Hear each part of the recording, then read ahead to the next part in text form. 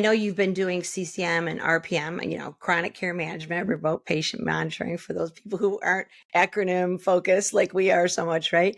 You've been doing this for a while. With the addition of diabetes care and especially incorporating CGM, how does that work? Do you have to develop protocols around that? And how do you develop a program for that? So the great thing is we are very skilled in remote patient monitoring and chronic care management, as you mentioned, and we already have a platform called RevCare that we utilize in monitoring patients and providing care.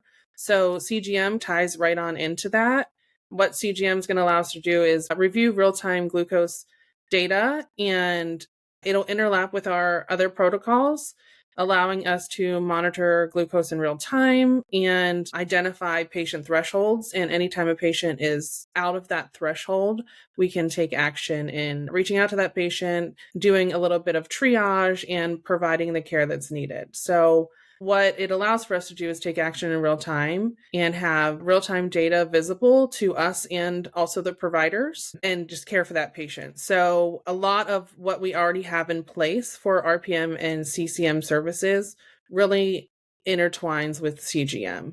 So a couple steps that we are looking at when we're implementing this new service of CGM is, what do those thresholds need to be? At what point do we need to reach out to that patient, do triage? At what point do we need to let their provider know or take further action in that patient's care?